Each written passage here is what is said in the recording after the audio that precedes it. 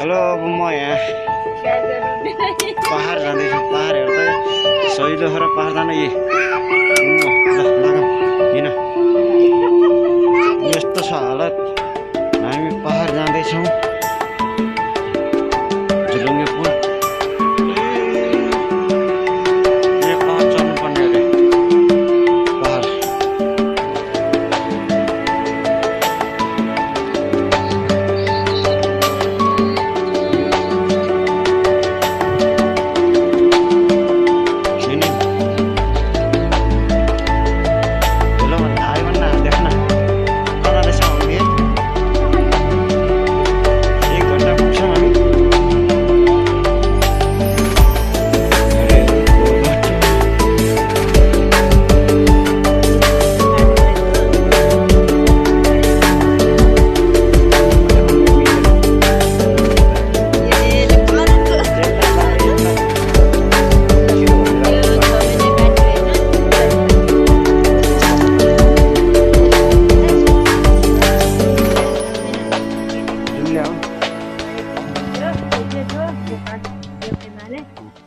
दुईटा जन्माउँछ अनि त्यसपछि सबैभन्दा अब जेठीपछिको माइलो यो हुने हो। यो खसी यो त ठुलै रहेछ हैन?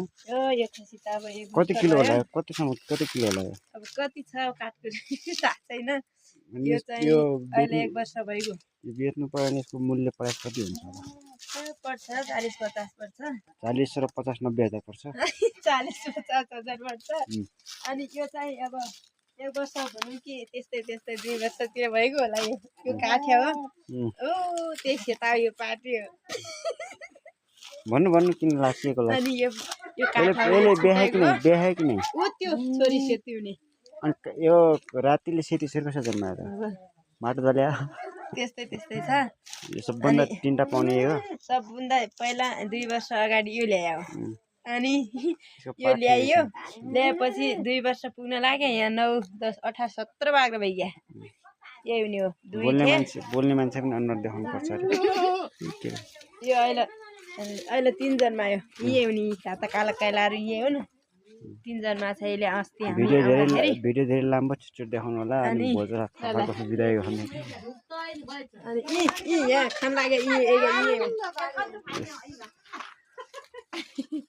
यही 2 जन्मा।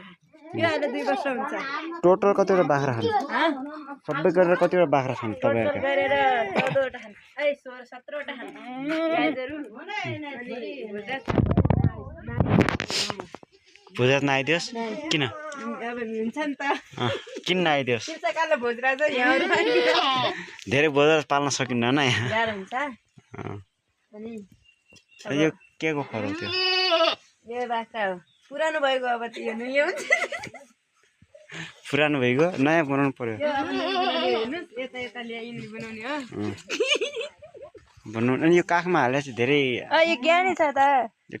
हात अघि एउटाले हात टोक्छ किन यसले? यो बुबु खाने हो। यही भोगमा नै ल्याऊ ल। अनि यसले चाहिँ एकदम मजाले हेर्दो रहेछ। यसको मुस्कान देख। अब सबै गरेर 8वटा बाख्रा छन्। हेर्नु होला गाईहरु। 8वटा बाख्रा मात्रै। अब भिडियो अब अन्त्यमा आइसकेका छन्। दर्शकहरूलाई के भन्न चाहनुहुन्छ? 1-2 शब्द राखेर आफ्नो प्रतिक्रिया र अनुरोध। बाख्रा किन्न चाहनुहुन्छ भने कुन ठाउँमा आउने रे? जाजरकोटको यो कुन टाले गाउँ कि धाउनी पजारु 2 कुसे नगरपालिका हो? कुसे 1 हो हजुर। नगरपालिका होइन हाम्रो। कुसे 1 हो। धाउनी जाजरकोट हो। फेसमा त हाल्दिनु होला र। ल धन्यवाद तपाईलाई। धन्यवाद।